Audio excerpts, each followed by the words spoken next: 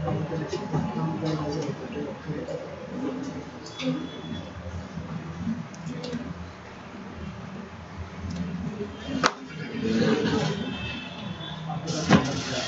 जी, start करते हैं। Introduction, orientation, सारी चीज़ें हमने पिछले सेशन में डिस्कस कर ली हैं और अभी हम कोर्स को स्टार्ट करने लगे हैं। उससे पहले ज़रा कुछ चीज़ें, प्लेटफॉर्म्स जो आपके हैं वो कौन कौन से हैं उनके हमसे समझ लेते हैं। आई होप सो कि इंस्टा और फेसबुक तो है, लिंक्डइन सबका नहीं है, नहीं है ना। सो ये टास्क है आपका कि मतलब अब आपने अपना लिंक्डइन साइन अप कर लेना है, बिल्कुल उसी तरह जैसे आप लोगों ने अपना फेसबुक साइन अप किया हुआ है, उसी तरीके से आप लोगों ने अपना लिंक्डइन भी साइन अप कर लेना है। यानी लिंक्डइन पर आप सबका अकाउंट हो। जिस तरह आपने फेसबुक को साइन अप किया था अपने जीमेल के साथ या अपने मोबाइल के साथ, उसी तरह आपने अपने लिंक्डइन को भी साइन अप कर लेना है। अच्छा, उसके बाद दूसरी चीज़ क्या आपने करनी है, फिर हम शुरू करते हैं।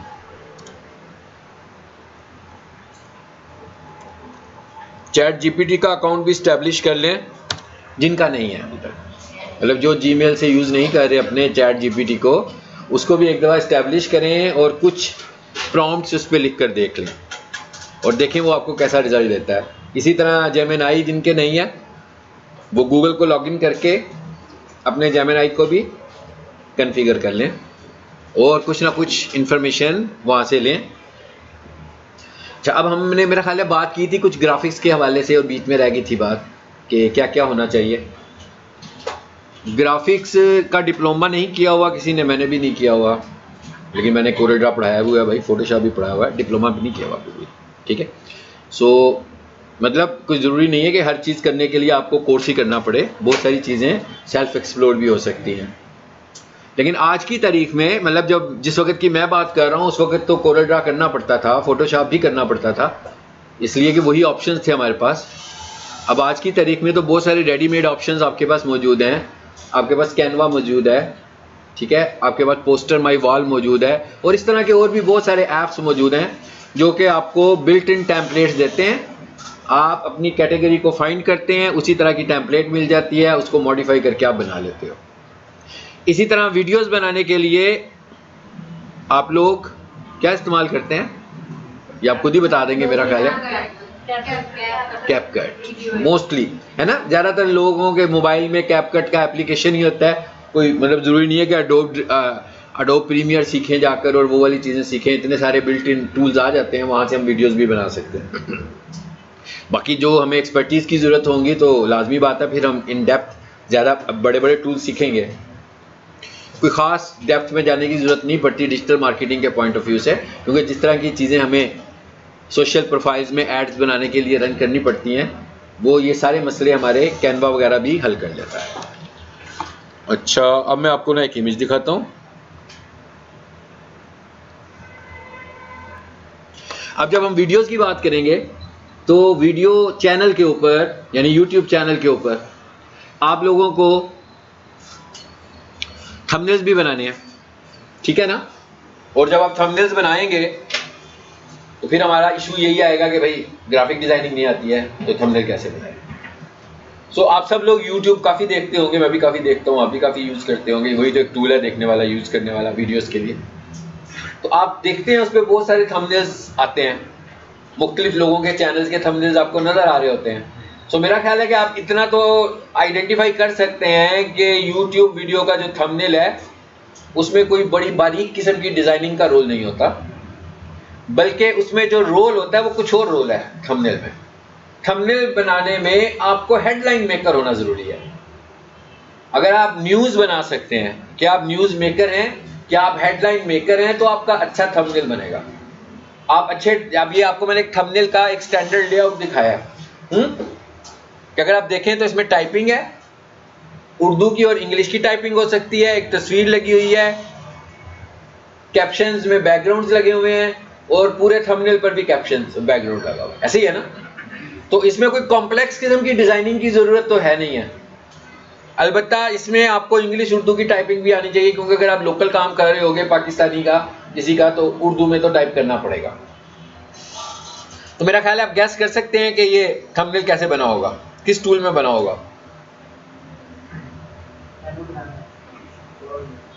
कोरल में और फोटोशॉप में, इन पेज पे, कैनवा में। कितना? हाँ जी, और भी बोला है नैनो बनाना में। ये AI का टूल है। नैनो बनाना में कितना टाइम लगा होगा? 1 मिनट ज्यादा से ज्यादा। और फोटोशॉप में कितना टाइम लगा होगा? 2 घंटे। इतना ज़्यादा टाइम लगा होगा। ये एग्जैक्टली जो थंबनेल बना हुआ है ये गूगल जेमिनाई से ही बना हुआ है और ये इमेज क्रिएट हुआ हुआ है। इसका मतलब क्या हुआ, आपको फील हो रहा होगा कि ये सारी इंग्लिश उर्दू कम्युनिकेट उससे किया गया है प्रॉम्प्ट देकर, तो उसने ये बना दिया और विद इन 1 मिनट बना दिया। अलबत्ता मुझे कुछ कैप्शंस बनाने के लिए कुछ टाइम लेना पड़ा होगा, टाइप करते हुए मुझे इंग्लिश उर्दू के कीबोर्ड को यूज़ करना पड़ा होगा, लेकिन एग्जैक्टली जब मैंने उसको ये इनपुट दी तो उसके 1 मिनट के अंदर उसने मुझे ये सारे कलर कॉम्बिनेशंस दे दिए होंगे। ठीक है, अब आपको अंदाज़ा हो गया होगा कि AI कितना स्ट्रॉन्ग है। बट ये क्या किया उसने, ये कैसे ब्लू कर दिया, ये कैसे ग्रीन कर दिया, वो कैसे ब्लैक कर दिया, फुटर में जाकर उसने व्हाट्सएप भी लिख दिया खुद ही से। इंफॉर्मेशन तो आप गैस कर सकते हैं कि मैंने ही उसको दी होगी, लेकिन इतनी सिमिट्री कैसे आई है कि ये इस सिमिट्री को उसने कैसे फॉलो किया होगा। फिर जो टेक्स्ट में लिखा हुआ है कैप्शंस के ऊपर, उसको हमने रिवर्स भी किया हुआ है ना। रिवर्स मतलब क्या, उल्टा। रिवर्स क्या होता है भला? मैं सिखा रहा हूं भाई, पूछ नहीं रहा हूं, क्या मैं सिखा रहा हूं। मैं कह रिवर्स प्रिंटिंग किसे बोलते हैं।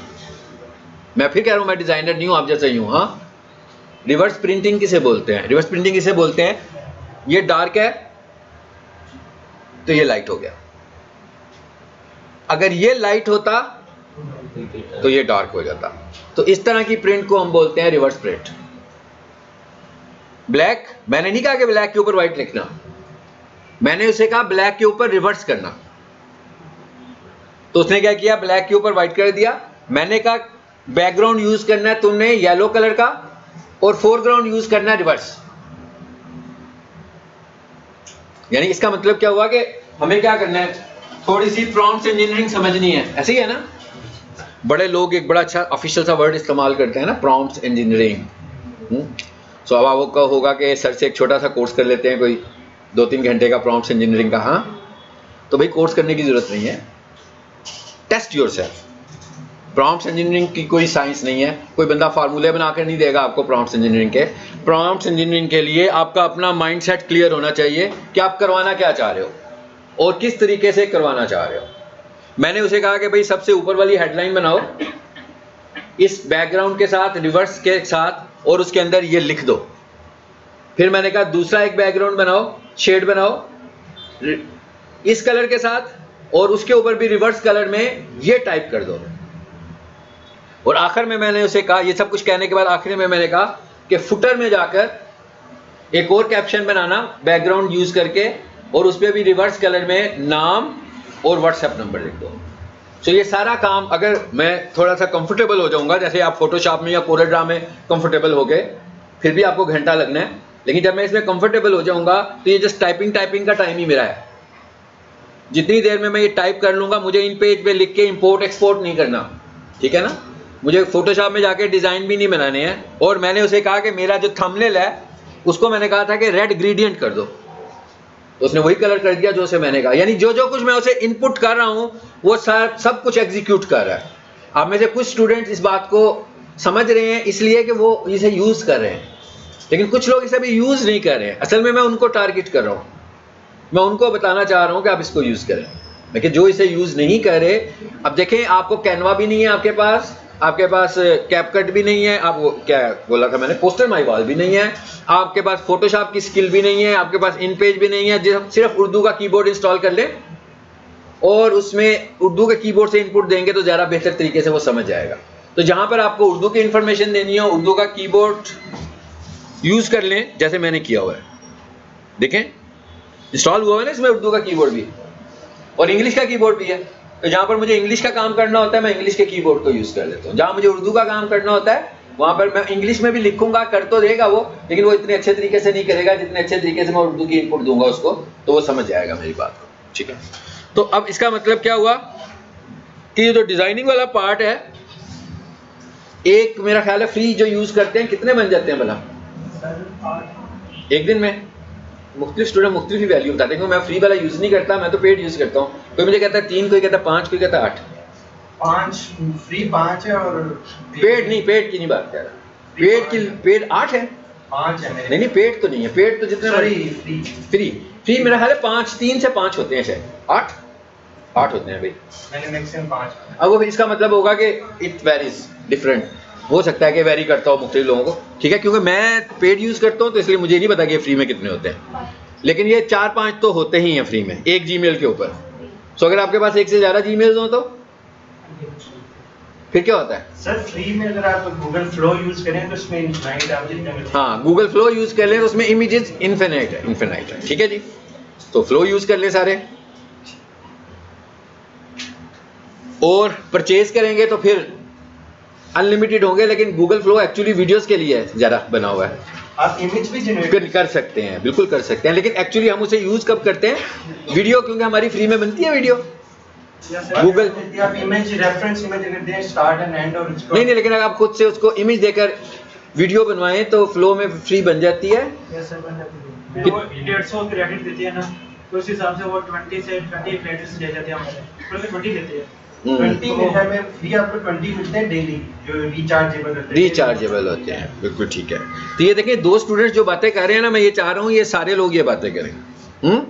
सो ये मैंने इसीलिए SEO बोलने से पहले, शुरू करने से पहले ये आपको कहा कि आप सब लोग यहाँ पर अपने अपने अकाउंट बनाएं और इसके साथ तजर्बे करने शुरू कर दें। ठीक है, इन लोगों ने भी पहली दफ़ा तजर्बा ही किया होगा, फिर इनको जो जो चीज़ पता लगती गई है ये उसको यूज़ करते गए हैं। सो आप लोग भी करें, जो अच्छे ग्राफिक डिज़ाइनर हैं उनको लगता है कि वो टूल इस्तेमाल करके अच्छा डिज़ाइन बना सकते हैं, फाइन, उसमें बनाएं। जो लग रहा है कि नहीं कर पाएंगे अभी, तो वो इन टूल्स को, AI के टूल्स को इस्तेमाल करें और इनको अच्छे अच्छे से प्रॉम्प्ट्स देकर कुछ बनवाएं। ठीक है, तो एक तो मैंने ये बात आपको बता दी कि ये सब लोगों ने करना है। डिज़ाइन क्या बनाना है? ये डिज़ाइन क्या बनाना है, अच्छा क्वेश्चन है, इसका जवाब भी देता हूँ भी मैं। तो मैंने कहा कि ChatGPT और जेमिनी और फ्लो में जाकर भी अपना कोई फ्री खाते का एक अकाउंट बनाएं और देखें वीडियोस कितनी बनती हैं। सब लोग अपना अपना एक्सपीरियंस मुझसे शेयर कीजिएगा कि आपसे एक दिन में कितनी वीडियोस बनी और कहाँ जाकर उसने बस कर दिया कि भाई अब आज पूरा हो गया आपका, अब कल दोबारा आना। हाँ, ये मुझे बताना है आप लोगों ने कल आकर। अच्छा, अब स्टूडेंट ने मुझसे क्वेश्चन किया कि क्या बनाएं। ठीक है, क्या बनाएं? बड़ा मुश्किल सा सवाल है ना। अक्सर मैं कोई चीज़ बना रहा हूँ, मैं स्टूडेंट्स को पढ़ाऊँ कि प्रोफाइल बनाने लगा हूँ, भाई मैंने कहा भाई मैंने तो अपनी कंपनी का नाम रख लिया, आप भी नाम रखें। फिर स्टूडेंट मुझसे पूछते हैं क्या नाम रखें, तो मैं तो नहीं बताऊंगा ना। ठीक है, निश बता दें, हम निश अपनी रखें। क्यों, मैं क्यों बताऊँ? आपकी निश होनी चाहिए। आप सब लोग अपना अपना काम कर रहे हो ना। अगर मैं किसी को एक निश बताऊंगा वो किसी दूसरे को शायद सूट ही ना करती हो। सो आपने जो काम भी करना है अपने माइंड से क्रिएटिव काम करना है। आप जो चीज़ भी बनाना चाहते हैं अपने माइंड से बनाएं, अपनी रेलिवेंस से बनाएं कि आपको क्या चीज़ चाहिए। एक चीज़ मैं आप सबको बता दूं जो आप सब में कॉमन है, और वो है डिजिटल मार्केटिंग सर्विसेज। मैं कहूँ आप सब में कॉमन है, क्योंकि आपका इस कोर्स का ऑब्जेक्टिव ये है कि आपने at the end of the day digital marketing की सर्विसेज सेल करनी है। सो अगर हम कॉमन निश की बात करें तो वो तो आपकी यही बनती है। ठीक है, लेकिन आप जब कोई चीज़ बना रहे हो, किस चीज़ को यूज़ कर रहे हो उसको भी यूज़ करें। जिस जिस चीज़ में आपका इंटरेस्ट है उसकी चीज़ बनाएं और मुझे बनाकर दिखाएं। जब आप मुझे कुछ दिखाएंगे तो मैं आपसे पूछूंगा ये क्या है भाई, तो आप कहोगे सर ये मेरी नीश है ना। यही कहेंगे सर इस पे मैं काम कर रहा हूँ, ये मुझे ज़रा मेरा फेवरेट टॉपिक है, मैं इस पे काम कर रहा हूँ इसलिए मैं ये वाली चीज़ें करने लगा हूँ। सो आप देखें, जो लोग भी ग्रो करते हैं वो अपने इंटरेस्ट पे ग्रो करते हैं, किसी दूसरे के इंटरेस्ट पे ग्रो नहीं करते। आप कभी भी किसी दूसरे के इंटरेस्ट पे ग्रो नहीं कर सकते।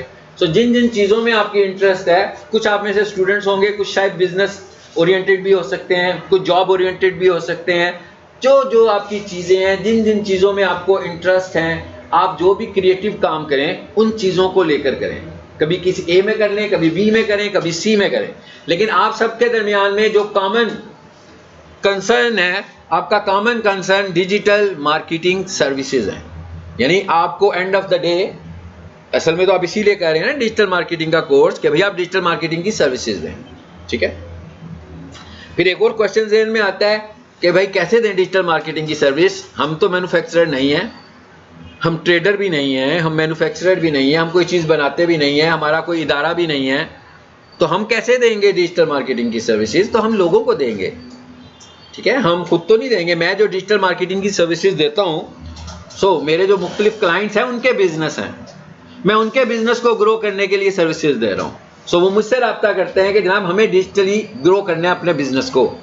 जो डिजिटल मार्केटर होता है एक्चुअली उसका कोई भी बिजनेस नहीं होता, लेकिन वैरायटी ऑफ बिजनेसेस उसकी डोमेन में आते हैं। यानी कोई भी मुझे आज कॉल कर देगा और मुझे कोई बताएगा मैं प्लम्बर हूँ, मैं इलेक्ट्रीशियन हूँ, मैं एकेडमी ऑनर हूँ, मेरा ब्यूटी पार्लर है, मैं वॉचेस सेल करता हूँ, भाई मुझे डिजिटली ग्रो होना है, तो इसका मतलब क्या हुआ, मेरा वहाँ से काम शुरू हो जाएगा और मैं उसके बिजनेस पर रिसर्च करनी शुरू हो जाऊँगा कि भाई इसको कैसे हम डिजिटली गूगल पर कैसे ग्रो करेंगे, सोशल मीडिया पे कैसे ग्रो करेंगे, यूट्यूब पर कैसे ग्रो कर सकते हैं। ये सारा प्लान बनाकर उसको मैं दूंगा कि भाई कैसे कर सकते हैं आपके बजट के मुताबिक। जो डिजिटल मार्केटर है एक्चुअली तो उसकी कोई बिजनेस डोमेन नहीं है, लेकिन हर बिजनेस डोमेन ही उसकी है।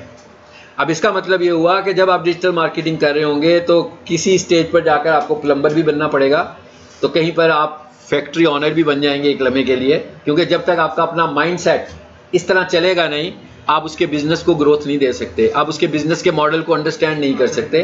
आपको बिजनेस मॉडल अंडरस्टैंड करना है तो आपको अपना सर्विस प्रोवाइडर बनना पड़ेगा थोड़ी देर के लिए कि वो क्या काम करता है, आपको पूरा समझना पड़ेगा। इसको समझने के लिए आपको थोड़ा सा फीडबैक तो अपने क्लाइंट से लेना है, उसके बाद आपने सारा फीडबैक डिजिटली लेना है कि भाई वो जो कुछ करने लगा हुआ है उसके कंपीटिटर्स सोशल पर कैसे मौजूद हैं, सोशल मीडिया पर कैसे मौजूद हैं, वेबसाइट्स पे कैसे मौजूद हैं, क्या उनके गूगल एड चल रही हैं कि नहीं चल रही हैं, अगर चल रही हैं तो कैसे चल रही हैं, उनकी लिस्टिंग है कि नहीं है, अगर है तो उनकी लिस्टिंग कैसी है, ताकि हम उनके बिजनेस पे काम कर सकें। ये वो रिसर्च है जो हमें हर दफ़ा नहीं करनी पड़ती है, ये हम पढ़ते नहीं हैं कहीं, ये किसी किताब में नहीं पढ़ेंगे, ये बिजनेस को अंडरस्टैंड करना है, ठीक है।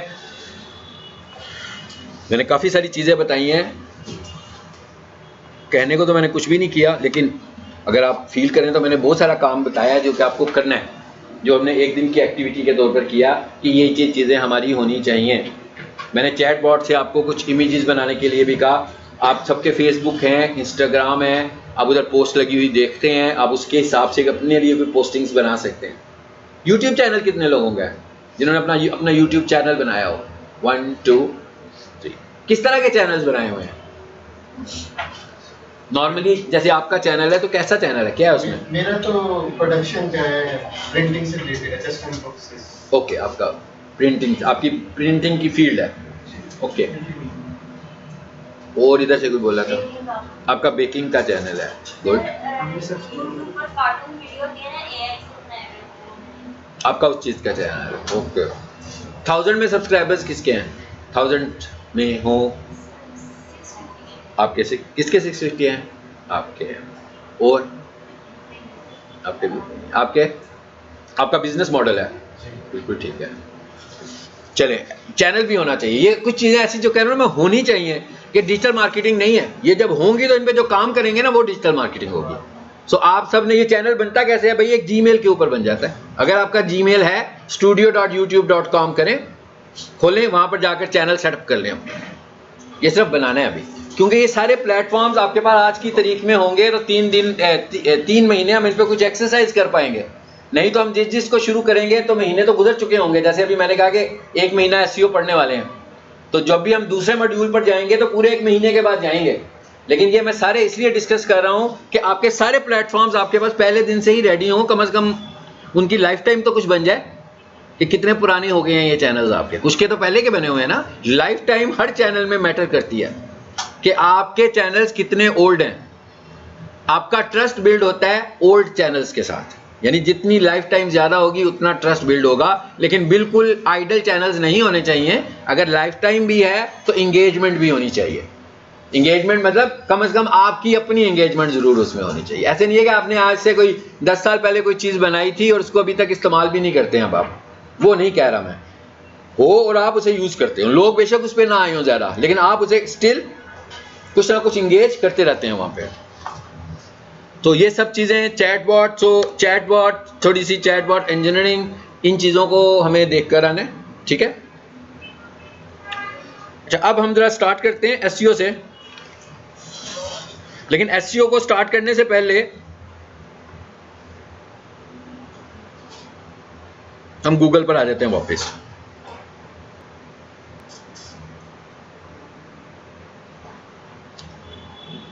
जी,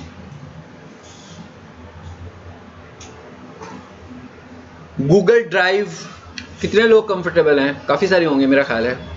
गूगल ड्राइव से डाटा शेयर करना, डाटा रिसीव करना, ठीक है, सब लोगों ने नहीं हाथ उठाया वैसे, है ना। कितने बॉयज़ कंफर्टेबल हैं? 1 2 3 4। और गर्ल्स कितनी कंफर्टेबल हैं? 1 2 3, ठीक है। गूगल ड्राइव क्यों इस्तेमाल करते हैं?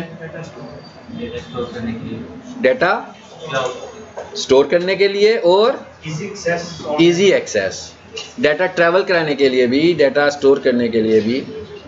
ओके, ये सब चीज़ें ऐसी हैं जो हमारे टूल्स हैं। जब हम डिजिटल मार्केटिंग कर रहे हैं तो इन टूल्स को हमें साथ साथ इस्तेमाल करना है। मैं इन चीज़ों के नाम इसीलिए आज देने लगा हूँ कि इनको जाकर जरा थोड़ी थोड़ी देर के लिए आप एक्सपोज कर लें। आप जब कोई बड़ी फाइल किसी से शेयर करना चाहते हैं तो अच्छी बात होती है कि ड्राइव में रखें और उससे शेयर कर लें। इवन आप पूरी कोई 2 GB का डाटा, 3 GB का डाटा, ज़्यादा बड़े से बड़ा डाटा भी इस तरह से शेयर कर सकते हैं। डिपेंड्स ऑन स्टोरेज, कि आपके पास इस वक्त कितनी स्टोरेज अवेलेबल है।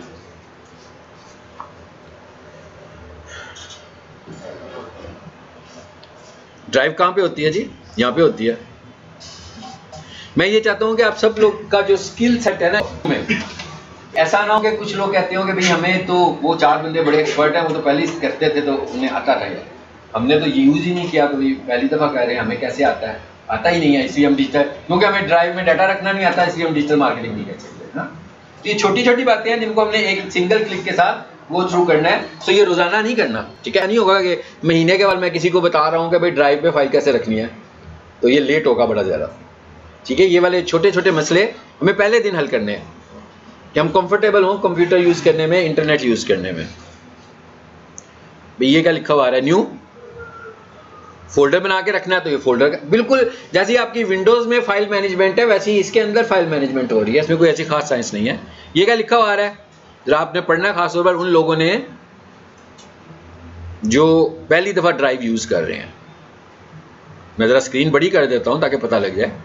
ये हमने न्यू पे किया, फोल्डर बना के डाटा रखना हो, मतलब मैंने 3 कैटेगरीज का डाटा रखना है, मैंने 3 फोल्डर्स बना लिए ताकि सेग्रीगेशन हो जाए कि कौन सी चीज़ कहाँ रखूँगा, ठीक है। 3 क्लाइंट्स हैं ABC, तो मैंने ABC के 3 फोल्डर बनाए। A का डाटा A में रख दूंगा, B का डाटा B में रख दूंगा, C का डाटा C में रख दूंगा उनके नामों से। ये क्या लिखा हुआ आ रहा है? File upload. ये क्या लिखा हुआ आ रहा है? Folder upload. भैया आप पूरे का पूरा फोल्डर ही इसमें ऐड करना चाह रहे हैं तो इसको चूज़ कर लें, अगर आप फाइल्स को ऐड करना चाहते हैं तो इसको चूज़ कर लें। एक छोटी सी एग्जांपल क्विकली करेंगे हम कि भाई कौन सी फाइल आप इसमें ऐड करना चाह रहे हो। यहाँ से पकड़ें, चले मैं इसी को पिकअप कर देता हूँ। ये क्या हुआ? डाउनलोड होनी शुरू हो गई। तो ये जैसे ही डाउनलोड कंप्लीट हो जाएगी तो इसमें आ जाएगी। अब मैं चाह क्या रहा हूँ, इसको शेयर करना चाह रहा हूँ ना ऑनलाइन, और इसका ये फायदा भी है कि आपका डाटा सिक्योर भी हो गया, आपकी विंडोज़ भी करप्ट हो गई, आप दोबारा से विंडो इंस्टॉल कर लेते हैं, आप दोबारा ड्राइव में आते हैं और अपने डाटा को वापस ले आते हैं, बजाय इसके कि आप अपने डाटा को USB पे लेकर जाएं। तो ये ज़्यादा अच्छा सिक्योर तरीका है, ठीक है। सो इसलिए आप अपने इंपॉर्टेंट डाटा को हमेशा यहाँ पे रखा करें। आई होप कि ये हो चुका होगा अपलोड। ये फाइल है जो अभी मैंने शेयर की है, ठीक है जी। अब जरा देखें ये क्या लिखा हुआ है? 3 डॉट्स, इस पे हम क्लिक करते हैं। अब हम क्या करना चाह रहे हैं जी? ये शेयर करना चाह रहे हैं, ठीक है। तो वो लोग मुझे बताएं जो कंफर्टेबल हैं इसमें, ताकि हमें पता लग जाए कैसे शेयर किया जाएगा। ईमेल शेयर के लिंक शेयर? हम ईमेल शेयर विद लिंक करना चाह रहे हैं, ठीक है। सो मैंने शेयर किया। ये छोटा डाटा भी हो सकता है और ये GBs का डाटा भी हो सकता है। अब अगर मैं जीबीज का डाटा ऑनलाइन अपलोड कर रहा हूं तो मेरी इंटरनेट की स्पीड तो अच्छी होनी चाहिए, डाउनलोड कर रहा हूँगा तो भी मेरी इंटरनेट की स्पीड अच्छी होनी चाहिए। लेकिन फायदा यह है कि आप सिक्योर हो जाओगे। ऊपर ईमेल पूछ रहे हैं आपसे, जिसको आपने शेयर करना है उसका ईमेल देते हैं। इंपॉर्टेंट ऑप्शन ये वाली है, ये क्या लिखा हुआ है भाई, ये जैसे मैं इसको कंप्लीट करूंगा तो मैं ये सपोज करूंगा कि आप सबको गूगल ड्राइव से शेयरिंग करनी आती है, सबको 100%, ठीक है। ऐसा नहीं कोई एक बंदा भी, ये खासतौर पर ये जो बात मैंने अभी शुरू किया है उन लोगों के लिए किया है जिन्होंने कभी पहले शेयर नहीं किया, ताकि उनको भी पता लग जाए डाटा कैसे शेयर करें। जी यहाँ पर क्या लिखा हुआ है, रिस्ट्रिक्टेड। फॉर इंस्टेंस मैं ऊपर जीमेल भी दे देता हूँ, लिंक भी किसी को भेज देता हूँ, तो क्या वो हमारा लिंक खोल पाएगा? नहीं, उसको रिस्ट्रिक्ट किया हुआ है। उसको लिंक भी मिलेगा, वो क्लिक भी करेगा, मगर एरर आ जाएगा कि जनाब आपको इसको खोलने के राइट्स नहीं है, तो आप रिक्वेस्ट करें इसे खुलवाने के लिए। तो जैसे आप रिक्वेस्ट करेंगे फिर ईमेल आ जाएगी। तो इसका मतलब क्या हुआ, आपने जब भी किसी को डाटा शेयर करना हो, यहाँ पर आओ तो यहाँ पर एनीवन विद द लिंक का ऑप्शन में जाएं, और यहाँ पर ये दो ऑप्शंस आ रहे होंगे। आप कैसा लिंक देना चाह रहे हो, व्यूअर के तौर पर देना चाह रहे हो कि एडिटर के तौर पर देना चाह रहे हो। एडिटर का मतलब है कि उसको एडिट करने का ऑप्शन भी मिल जाएगा, और व्यूअर का मतलब है वो इसको देख सकता है। ये आपकी चॉइस है, आप कैसा लिंक देते हैं। कम से कम व्यूअर की परमिशन आपको देनी है, ठीक है, ताकि वो उसको यूज भी कर सके और उसको खोल भी सके। सो हमने कहा भाई व्यूअर, एडिटर, जो भी करना है। उसके बाद मैंने इसके कर दिया कॉपी लिंक। अगर मैं ईमेल करूंगा और डन कर दूंगा नंबर ऑफ ईमेल्स देके तो मेल चली जाएगी।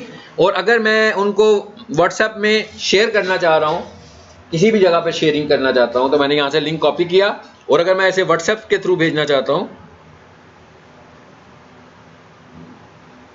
तो मैं यहाँ भी इसको भी भेजना चाहूँगा, यहाँ पर आऊँगा और इधर आकर व्हाट्सएप पर उसको शेयर कर दूंगा। जैसे आपको पुराना एक शेयर नज़र भी आ रहा है, बस चला गया लिंक, मैं उसे क्लिक करूंगा। क्योंकि आपने उसको व्यू किया हुआ है तो वो डाउनलोड हो जाएगा। लेकिन अगर आपने उसे रिस्ट्रिक्टेड रखा होता तो उसके पास जाता, अगर वो डाउनलोड ना होता, एरर मैसेज आता है कि भाई आपको परमिशन नहीं है, तो रिक्वेस्ट करें एक्सेस की, तो फिर उसको एक ईमेल चली जाती। अगर वो पढ़ता तो उसे समझ आती ना, तो आपको कॉल करके उसे बताना पड़ेगा कि भाई दोबारा से एक्सेस दे दो, आपने मुझे रिस्ट्रिक्शन वाला एक्सेस दिया हुआ है, एडिटिंग वाला या व्यूअर वाला एक्सेस नहीं दिया हुआ। अब मैं सपोज कर रहा हूं कि भाई सबको आता है, ये सही कर रहा हूं सपोज, ठीक है। अच्छा, इसके बाद एक चीज और, डॉक्यूमेंटेशन भी हमें करनी है। जब हमने काम करना है तो लोगों को डाटा भेजना भी है, लोगों से डाटा रिसीव भी करना है, उसको रीड भी करना है। जब लोगों से डाटा हमारे पास आएगा तो 2-3 उसके फॉर्मेट्स हो सकते हैं, इमेजेस हो सकते हैं, फिर पीडीएफ्स हो सकती हैं, फिर डॉक हो सकते हैं यानी डॉक्यूमेंट्स हो सकते हैं, और शीट्स हो सकती हैं। तो अब हमें क्या समझना है कि भाई माइक्रोसॉफ्ट वर्ड हमें यूज़ करना आना चाहिए, है ना, माइक्रोसॉफ्ट एक्सेल हमें यूज़ करना आना चाहिए। सो गूगल के ये 2 एप्लीकेशंस भी हैं जिसमें आपको माइक्रोसॉफ्ट ऑफिस इंस्टॉल की जरूरत नहीं है। कौन से 2 एप्लीकेशन है भाई? हाँ जी, ये कितने लोग यूज़ करते हैं? मेरा ख्याल है काफ़ी करते होंगे। जैसे माइक्रोसॉफ्ट वर्ड यूज़ करते हैं उसी तरह डॉक को यूज़ कर लें, जैसे माइक्रोसॉफ्ट एक्सेल यूज़ करते हैं उसी तरह शीट को यूज़ कर लें। आमतौर पर जो प्रोफेशनल लोग होते हैं वो ऑफिस कम इस्तेमाल करते हैं और इसका ज़्यादा इस्तेमाल करते हैं, प्रोफेशनल्स। वैसे अगर हम फंक्शनैलिटी की बात करें तो माइक्रोसॉफ्ट एक्सेल में फंक्शनैलिटी ज़्यादा बेहतर है, माइक्रोसॉफ्ट वर्ड में फंक्शनैलिटी ज़्यादा बेहतर है। लेकिन अगर हमें सिर्फ डॉक्यूमेंटेशन ही करनी है, सिंपल इज फाइन। इसके लिए हमें कोई सीडी ला के इंस्टॉलेशन नहीं करने की ज़रूरत, या लिंक नहीं चाहिए कि भाई माइक्रोसॉफ्ट ऑफिस का इंस्टॉलर भेज दो, डायरेक्ट ही काम हो जाएगा, टाइम सेव हो जाएगा हमारा। फिर जब हम किसी को कोई डॉक्यूमेंटेशन करके देंगे, एक खोल लेते हैं ज़रा जल्दी से जी, नहीं होना चाहिए कि ये मैंने पहले कभी इस्तेमाल नहीं किया, ठीक है। और ये इतना करने के बाद अब हम सब लोग, मैं सपोज करता हूँ कि एक ही लेवल पर हैं, सबको एक ही लेवल पर होना चाहिए। जो एक लेवल पर नहीं है उन्हें आज घर जाके थोड़ी एफर्ट करनी पड़ेगी, उन चीज़ों को साइन अप करना पड़ेगा, थोड़ा सा यूज़ करना पड़ेगा। जो लोग पहले से यूज़ कर रहे हैं उनका एक्सपीरियंस उसमें ज़्यादा है, तो जो अब करेंगे थोड़ा सा आहिस्ता आहिस्ता बेटर होता जाएगा। आ गया जी पेज। फॉर इंस्टेंस यहाँ पर आपने डॉक्यूमेंट बनाया किसी को भेजने के लिए, और अब आपने उसको भेजना है, तो ये फाइल का ऑप्शन आ रहा है, ये डाउनलोड का ऑप्शन आ रहा है, यहाँ पर बहुत सारे ऑप्शंस आ रहे हैं। फिलहाल इन 2 पे रहें तो अच्छा है, हमारे काम के जो हैं। माइक्रोसॉफ्ट वर्ड, वैसे तो हम किसी को भी वर्ड में फाइल बनाकर नहीं भेजते अनटिल वो हमारा टीम मेंबर ना हो, ठीक है। अगर आपका टीम मेंबर होगा तो हम उसे वर्ड की फाइल बनाकर भेजेंगे कि भाई इसको चेंज कर लो। लेकिन जिसको हम लोगों ने अपना काम दिखाना होगा उसे हम पीडीएफ भेजेंगे, सो ये PDF का ऑप्शन आ रहा है, यानी आपसे जब मैं भी कोई काम मांगूंगा कि भाई ये करके दिखाओ, तो आपने जो भी डॉक्यूमेंटेशन उसकी करनी होगी यहाँ कर लें। अगर कोई शीट टाइप की होगी तो शीट में कर लें, अगर कोई डाटा टाइप की होगी तो यहाँ पे कर लें, और उसके बाद आपने मुझे PDF बनाकर उसकी भेजनी है, और आपका डॉक्यूमेंट बड़ा क्लियर होना चाहिए कि भाई कौन भेज रहा है, ऊपर नाम वगैरह लिखा हो ताकि पता लग जाए कि डॉक्यूमेंट किसने भेजा। और फाइल नेमिंग भी आपकी, file naming conventions is the basic strategy for SEOs। File naming conventions आपको जरूर पता होनी चाहिए कि नाम कैसे रखते हैं फाइलों के। फाइलों के नाम बिल्कुल वैसे ही रखते हैं जैसे आप आम अपनी रियल लाइफ में दफ्तर में फाइलों के नाम रखते हैं, क्योंकि भाई अगर आप फाइल के ऊपर परचेज की फाइल के ऊपर सेल लिख देंगे और सेल की फाइल के ऊपर परचेज लिख देंगे, सो गड़बड़ तो हो जाएगी। तो भाई जिस तरह का काम कर रहे हैं उसी तरह के नाम रखें, फाइलों के नाम कैपिटल लेटर्स में ना रखें, फाइलों के नाम के बीच में स्पेसेस ना हो, बस ये रूल्स याद रखने हैं। छोटी ABC में फाइल का नाम रखना है, लोअर केस में। फाइल के नाम के बीच में जो स्पेस है, स्पेस की जगह पर आपको हाइफन इस्तेमाल करना है। मतलब अगर मेरी फाइल का नाम होगा पीक सॉल्यूशंस कॉलेज, तो मैं पहले लिखूंगा पीक, फिर लगाऊंगा डैश यानी हाइफन, नो स्पेस। जी आप स्टूडेंट हैं? अच्छा, चेयर नहीं है कोई? आप साथ वाले रूम में जाएं, कोई होंगे उनसे कहीं इधर चेयर दे दें आपको। बेटा आप में से कोई मेल स्टूडेंट चला जाए। आज स्टूडेंट की स्ट्रेंथ का पता लग जाएगा ना, फिर उसी तरह की क्लासरूम अकोमोडेट हो जाएगी इतनी चेयर्स के साथ।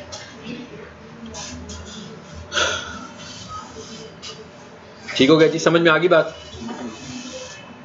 तो इस तरह आपने डॉक्यूमेंटेशन करनी है। सो अब हमने ये सब कुछ सपोज कर लिया कि अगर किसी को ये बेसिक बातें पहले से नहीं आती थी, हमने डिस्कस कर ली हैं। अब ये उसके ऊपर डिपेंड करता है कि वो इसको कितने अच्छे तरीके से एक्सरसाइज कर लेता है।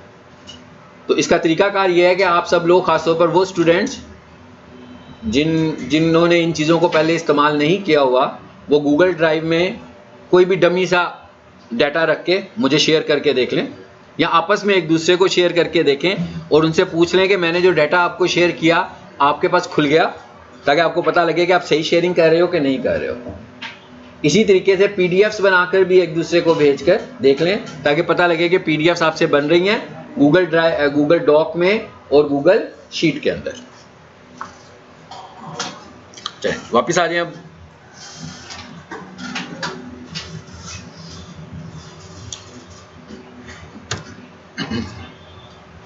ये अब हम जरा SEO का इंट्रो स्टार्ट करते हैं, शुरू करते हैं। SEO की इंपॉर्टेंस समझते हैं कि कहाँ से शुरू हुई, कैसे शुरू हुई। कोई हमने इसकी बहुत ही ओल्ड हिस्ट्री पढ़नी नहीं है, हमने ये सारी हिस्ट्री आपको गूगल पर मिल जाएगी। हमने ये नहीं पढ़नी कि भाई ये क्या हुआ था, किसने इजाद किया, कब हुआ, क्या हुआ। थोड़ी सी रिक्वायरमेंट को समझना है कि इसकी क्या है, SEO क्यों शुरू हुआ। 90s में जब हमारे पास वेबसाइट्स आई तो बहुत कम वेबसाइट्स होंगी भाई। गूगल आ गया, याहू आ गया, गूगल आ गया, 3-4 वेबसाइट्स ही होंगी। और कोई अगर बिजनेस ओरिएंटेड देखें तो उससे भी कम होंगी, किसी खास बिजनेस ने अपने बिजनेस को ऐड किया होगा। कुछ रिसर्च वेबसाइट्स थी जो शुरू में लॉन्च हुई थी, क्योंकि उस वक्त रिसर्च वेबसाइट्स, अजान हो रही है,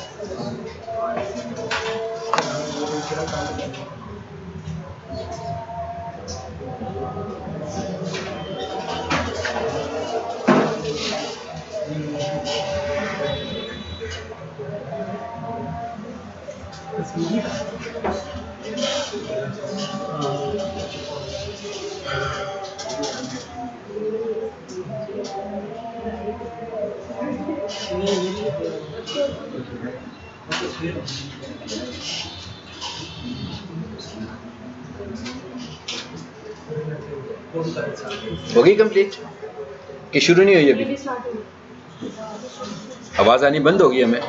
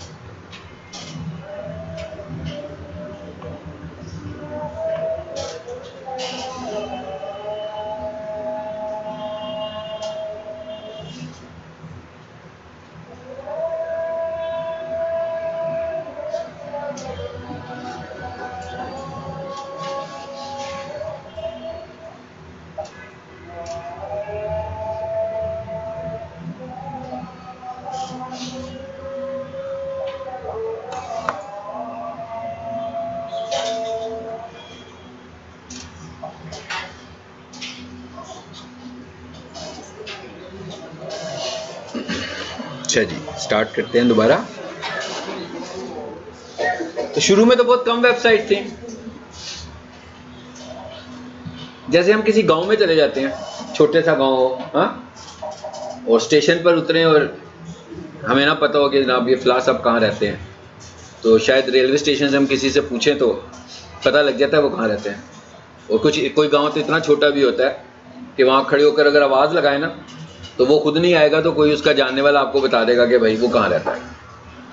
लेकिन अगर लाहौर के रेलवे स्टेशन पे कोई खड़े होकर ये वाली एक्सरसाइज करेगा तो उसको अनस्टेबल समझा जाएगा कि भाई मुझे जमील साहब से मिलना है ना, तो वो तो नहीं मानेगा। लेकिन अगर कोई बंदा किसी गांव में चला जाए और बहुत ही छोटा गांव हो, आज भी वो जमील साहब से वैसे ही मिल सकता है रेलवे स्टेशन पे किसी से पूछ कर, इसलिए कि वहाँ पर ट्रैफिक कम है, लोगों की कम लोग हैं वहाँ पर, जबकि लाहौर में बहुत ज़्यादा लोग हैं। सो जैसे गूगल पर ट्रैफिक बढ़ गई तो फिर आपकी वेबसाइट की प्रेजेंस आहिस्ता आहिस्ता कम होती गई, क्योंकि दूसरी वेबसाइट्स ने उसकी जगह लेनी शुरू कर दी। तो फिर यहाँ पर किसी सिस्टम की ज़रूरत पड़ी, किसी ऐसे सिस्टम की ज़रूरत पड़ी कि भाई हम ऐसा क्या करें कि हमारी वेबसाइट टॉप पर आए। और सबसे पहले गूगल ने अपना जो एल्गोरिदम लिया, उसने कहा भाई जो ज़्यादा कीवर्ड्स लिखेगा, ज़्यादा, देयर इज़ नो काउंट, कि जो ज़्यादा अपनी सर्च टर्म्स लगा देगा उसकी वेबसाइट ऊपर आ जाएगी।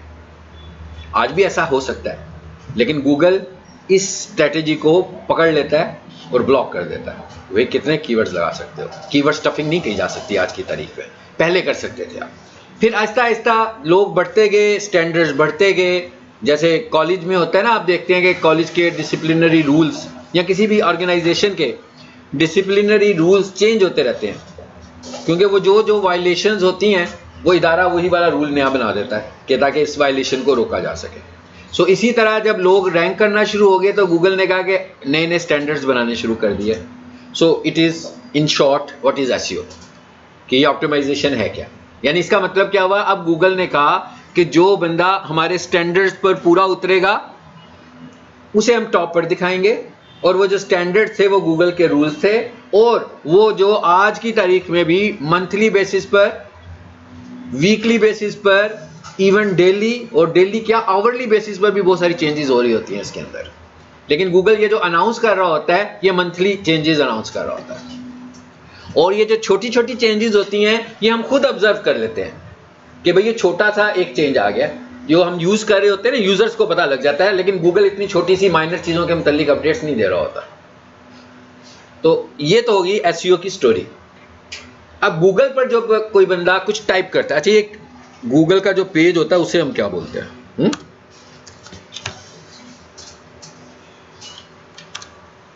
भाई 1 साल पहले तक तो गूगल, 1-2 साल पहले तक मोनोपोली थी ना गूगल की।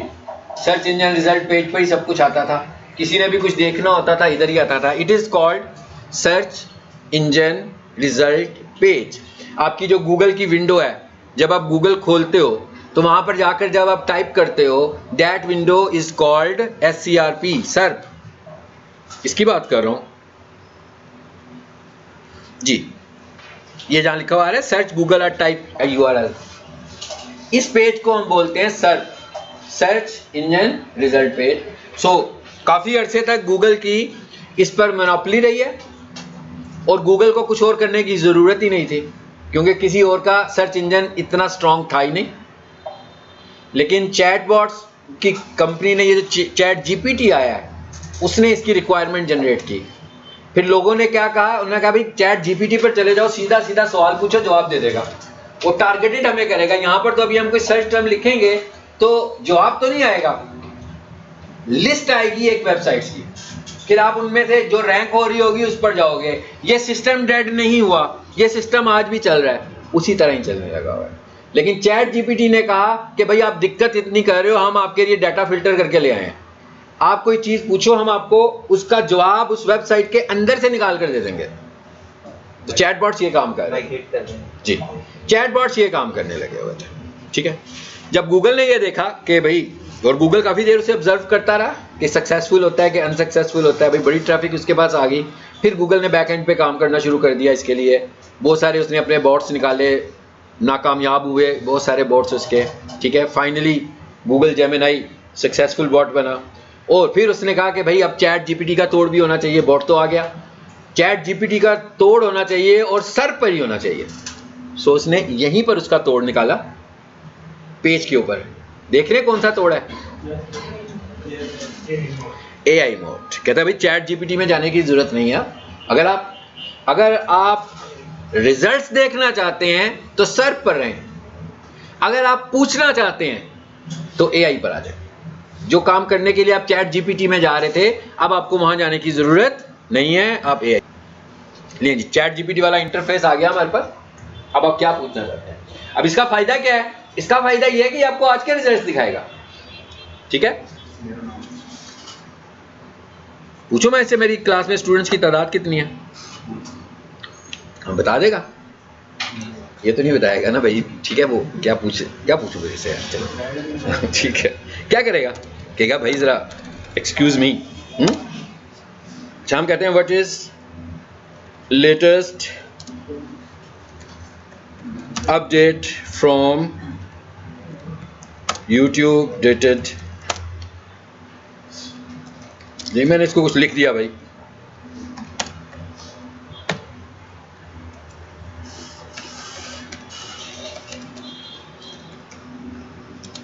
ठीक है, मैं कहा भाई लेटेस्ट अपडेट है आज की तारीख में। मैंने डेट आज की लिखी है, कौन सी लिखी है वैसे? आज ही की लिखी है। आ गया कुछ। अब ये जो उसने मुझे डाटा निकाल कर दिया, ये फ्रेश डाटा निकाल कर दिया। अगर आप चैट GPT का पेड वर्जन यूज करेंगे वो भी आपको अच्छा डाटा निकाल कर देगा, लेकिन अगर आप फ्री वर्जन यूज करेंगे तो वो आपको अच्छा डाटा निकाल कर नहीं देगा। तो इसका तो मतलब ये हुआ कि फिर आज की तारीख में चैट GPT को यूज करना तो एक तरह से क्रिमिनल ही है अपने लिए। आप अपने आप को ही डैमेज कर रहे हैं कि आपको पता भी है कि वो फ्रेश रिजल्ट्स नहीं दे रहा, और आपके पास फ्रेश रिजल्ट्स वाला एक इतना अच्छा प्लेटफॉर्म भी मौजूद है तो आप उसको यूज नहीं कर रहे। बट अवेयरनेस की वजह से कई लोग आप अभी भी ये समझते हैं कि चैट GPT गूगल से अच्छे रिजल्ट्स देता है, क्योंकि उन्होंने चैट GPT को ही यूज करना शुरू किया था क्वेश्चंस के लिए, लेकिन गूगल ने उसको बुरी तरह से रिप्लेस कर दिया है। और जो जो चीजें वो कर रहा था उसके साथ बहुत सारी प्रो चीजें उसने उसमें फ्री ऐड कर दी हैं गूगल ने। सो जो लोग अंडरस्टैंड करते जा रहे हैं इस चीज को, सब अंडरस्टैंड इसलिए नहीं कर रहे कि जो उसका यूजर है उसको कन्विंस करना जरा मुश्किल है समझाए बगैर कि क्या ऐसा कहा। जब तक वो यूज नहीं करेगा कन्विंस नहीं होगा। तो यूज वो कर नहीं रहा, वो कहता है चैट GPT भाई पुराना है वो अच्छा है, सर्च इंजन में गूगल अच्छा है, ठीक है ना, बॉट्स में चैट GPT अच्छा है। लेकिन जो यूज करेगा फिर उसको पता लगेगा कि ये कितना अच्छा हमारे पास प्लेटफॉर्म है। इंफॉर्मेशन के हवाले से चैट GPT आज भी अच्छा है अगर आप पेड के हिसाब से करेंगे। इमेजेस के लिए और वीडियोस के लिए गूगल जेमिनाई एक्स्ट्राऑर्डिनरी अच्छा है। और लेटेस्ट अवेयरनेस के लिए जो मैंने आपसे कहा था ना कि किताबें पढ़ने की ज़रूरत नहीं है, गूगल से स्टडी करते रहें क्या हो रहा है, ठीक है। अब मैं अगर किसी ट्रेनर की या किसी एक्सपर्ट डिजिटल मार्केटर की 6 महीने पुरानी किताब लूँगा जो PDF की शक्ल में वो मुझे सेल भी कर रहा होगा, सो मुझे क्या बेनिफिट वो पहुँचा सकती है। जो आज चल रहा है, आज की तारीख में जो अपडेट्स आई हुई हैं उसमें तो वो कवर्ड ही नहीं हुई होंगी। सो मैं तो पुराने डाटा के ऊपर ही लगाऊंगा, ठीक है। तो इसका मतलब है मैं 6 माह पीछे काम कर रहा हूँ। इसका मतलब आप गूगल पर रहें और यहां से पूछें क्या चल रहा है। भाई नहीं समझ में आया?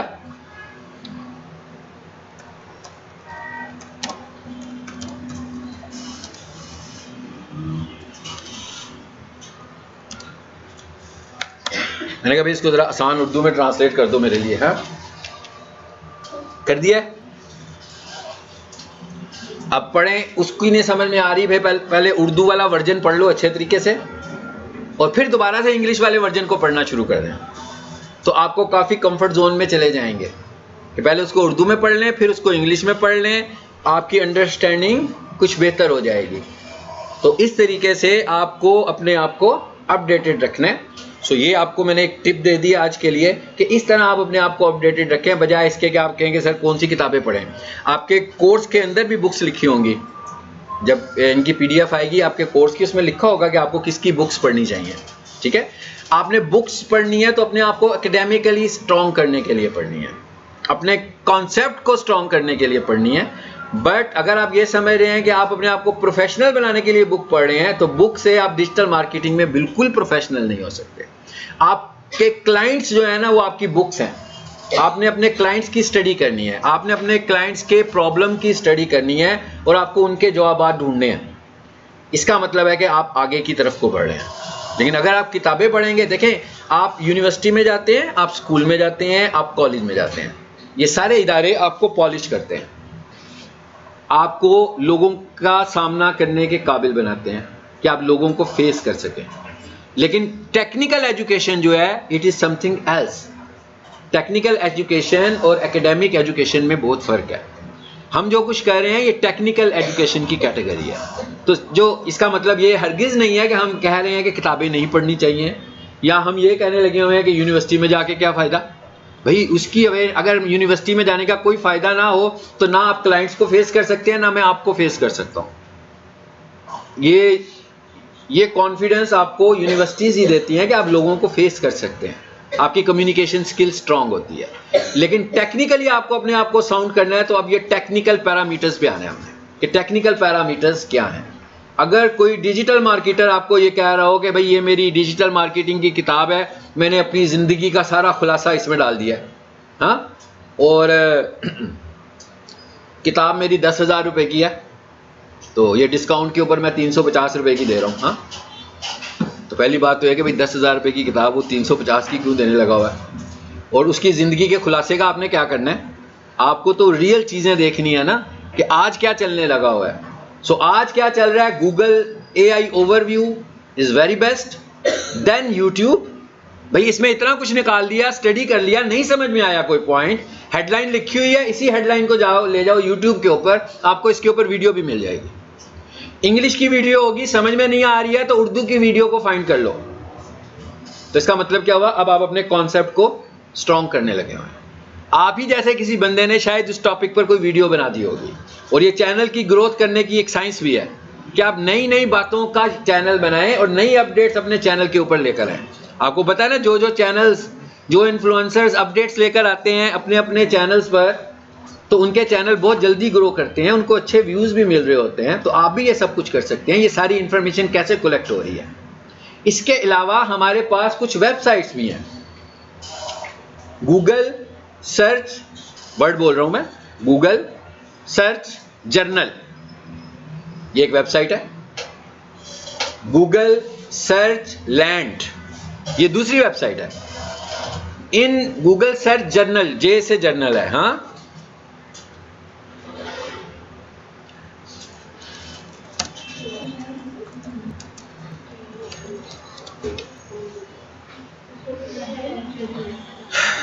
लिखा हुआ है जी searchenginejurnal.com, ये वेबसाइट URL है, हाँ। मैंने वेबसाइट का नाम बताया था searchenginejournal.com, बड़ी बढ़िया भाई न्यूज़ से। ये जैसे हमारे पास जियो टीवी है ना, AR भाई न्यूज़ है, हम न्यूज़ है भाई, हम लोकल न्यूज़ के लिए इन चैनल्स को इस्तेमाल कर रहे हैं। आपको डिजिटल मार्केटिंग की न्यूज़ के लिए इन जगहों पर आना है। ये जो कुछ मैं डिस्कस कर रहा हूँ आपसे, पहले मैंने आपसे कहा AI ओवरव्यू में देख लो भाई, वो भी खबर निकाल कर दिखाएगा। हो सकता है कि जो खबर उसने निकाल कर दी हो वो इस वेबसाइट पे भी आई हो, ठीक है। और यहाँ पर कैटेगरी वाइज हर चीज़ की खबर मिलेगी। अब नो डाउट, क्योंकि आज तो हमारा पहला दिन है, तो अभी आपको मैं सिर्फ ये जगह बता रहा हूँ। अगर आपको न्यूज़ पढ़ी नहीं जाती, अगर आपको न्यूज़ समझ में नहीं आती, तो वक्त के साथ समझ में आएगी जब वो आप वो वाला टॉपिक कंप्लीट कर लेंगे, ठीक है। अभी तो मैंने बताया कि न्यूज़ देखनी कैसे है, और कोई आसान छोटी बात समझनी हो तो उसमें से, जैसे मैंने पहले AI ओवरव्यू से रिजल्ट लिया, तो उसने तो बहुत सारे रिजल्ट दिए, आप उसमें से किसी एक रिजल्ट को पकड़ें और उसे कहें यार इसको जरा और एक्सप्लेन कर दो, वो आपको पूरा समझा देगा कि इसमें हो क्या रहा है। फिर भी आपको समझ में नहीं आता, आप उसी की हेडलाइन को YouTube पर ले जाएं और से कहें भाई मुझे इसकी कोई वीडियो दिखाओ, वो वीडियो बना के नहीं दिखाएगा, उसकी पहले से कोई ना कोई वीडियो जरूर अपलोड हुई होगी। और जब भी आप अपने नॉलेज को अपग्रेड कर रहे हो तो YouTube पर लेटेस्ट का फिल्टर जरूर लगाएं। ऐसा ना हो कि आपको इन्फॉर्मेशन ले, वो 3 साल पुरानी वीडियो निकाल कर आपको दिखा दे और आप बहुत खुशी से बैठे हो कि भाई हो गया अपडेट। हाँ, आपने जो अपडेट लेनी है, खासतौर पर जो टाइमली अपडेट हो, उसका फ्रेश होना बहुत जरूरी है। यानी मैं अगर कोई टाइमली अपडेट देख रहा हूं जो कि मैं समझ रहा हूं कि मुझे कम से कम जनवरी 26 की अपडेट चाहिए, और मैं वीडियो कोई देख लूं, मुझे बड़ा अच्छा लगे किसी की वीडियो और पता लगे जनाब वो 2024 की वीडियो है, तो इसका तो मतलब है मैं फिर किसी पुरानी दुनिया में ही हूं इस वक्त, मुझे नए चेंजेस का नहीं पता लगा, नई चेंजेस, मुझे नई वीडियो देखनी है। तो फिल्टर का ऑप्शन होता है ना, मेरा ख्याल है सबको पता होगा। फिल्टर सेट करें कि आपको 1 माह पुरानी देखनी है, कितनी देर पुरानी वीडियो देखनी है। फिल्टर सेट किया YouTube पे? किया, सबने किया होगा मेरा ख्याल है, जिसमें हम साइज वगैरह भी कर सकते हैं, टाइम भी कर सकते हैं, सब कुछ कि किसकी कितनी लेंथ हो। ये देखें सब कैटेगरीज बनी हुई आ रही हैं। मैं हर चीज आप पे छोड़ के जा रहा हूं। हाँ, ये लर्निंग की स्ट्रेटेजी है।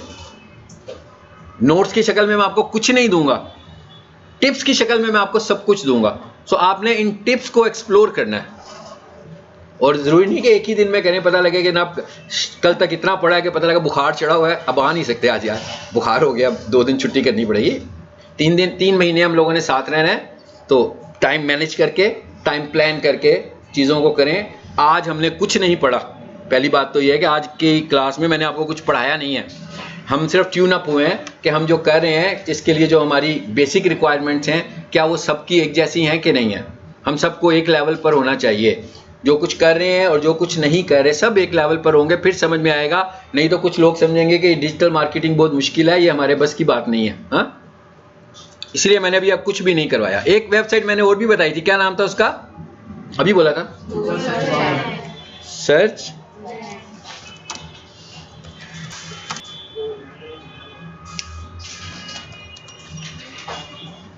आ गया जी, सेटलैंड। भैया मैंने 2 बताई हैं, और भी हो सकती हैं।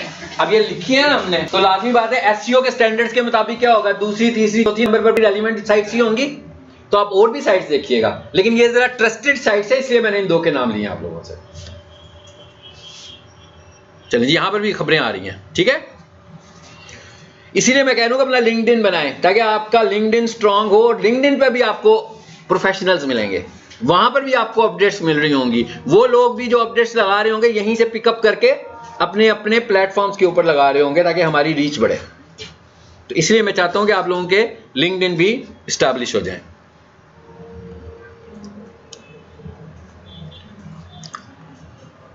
चलें जी, आज हम एसईओ को स्टार्ट किए बगैर ही यहां पर एंड कर रहे हैं, ठीक है। कुछ बेसिक चीजें हम लोगों ने देखी हैं आज, जिनको हमने आगे लेकर चलना है। आपके कोर्स में आपकी रेगुलर अटेंडेंस का बहुत ज्यादा रोल है, क्योंकि आप अगर इन टाइम आएंगे, 1 PM हमारी क्लास टाइम है, ठीक है। और अगर आप रोजाना आएंगे, आई होप सो कि हमारा Monday to Friday class days है, तो ही आप कुछ कंसीव कर पाएंगे। तो अगर आप पहली बात तो है कि कुछ नेफटेक के अपने स्टैंडर्ड्स भी हैं, उसके मुताबिक भी एक अटेंडेंस की रेंज है और एक लर्निंग के हिसाब से भी है। तो आप अगर अटेंडेंस मिस करेंगे तो फिर कॉलेज में नहीं होंगे, तो फिज़िकली बातचीत करना और घर बैठ के मेरा लेक्चर देखेंगे उसमें और बात होगी। तो ज़रा मुनासिब तरीका ये है कि आप छुट्टी ना करें, ठीक है। और जो आपके क्वेश्चन क्यूरीज हों अगले दिन नोट करके लाएं, उससे रिलेटेड जो हम पढ़ चुके हैं, क्योंकि हमने अभी जो कुछ पढ़ना है अगर हम वो वाले सवाल करेंगे तो हम कुछ भी आगे नहीं पढ़ पाएंगे, ठीक है ना, आगे नहीं जा पाएंगे हम लोग। तो क्वेश्चंस वो करने हैं जो हम कर चुके हों, या उस सिनेरियो में क्वेश्चन होना चाहिए जो हम कर रहे हों। जो हमने अभी नहीं पढ़ा उसका क्वेश्चन करेंगे तो फिर तो हम शुरू ही नहीं कर पाएंगे कुछ भी। मैं सारा लेक्चर जवाब ही देता रहूँगा आपको और एक बंदे को जवाब मिल रहे होंगे, ठीक है ना, तो बाकी बंदों का टाइम वेस्ट होगा। लेकिन जो हम पढ़ लें आप उसके क्वेश्चंस करें, और बेशक बहुत सारे क्वेश्चंस करें, लेकिन जो हम पढ़ लें उसके क्वेश्चंस करें। लेकिन क्वेश्चंस करने के लिए मेरे ऊपर तजर्बे नहीं करने आपने, ठीक है, तजर्बे घर में करने हैं, ठीक है। सर ये करके दिखाएं, एक सवाल होता है बड़ा अक्सर स्टूडेंट्स का, सर ये करके दिखाएं आप, सर अब ये करके दिखाएं, सर अब इस तरह करके दिखाएं। तो नहीं, ठीक है, इस तरह नहीं है, ये तजर्बे आपने घर में करने हैं। जो आपका अनसक्सेसफुल होगा वो मुझसे पूछना है। जो आपको लगे ना भी हम ये कर रहे हैं और हो नहीं पा रहा, हम इस तरह करना चाहते हैं मगर क्यों नहीं हो रहा, वो आपने मुझसे पूछना है। और आप एक दफा उसे एक्सरसाइज कर चुके हो। ग्रुप की क्या सूरत हाल है?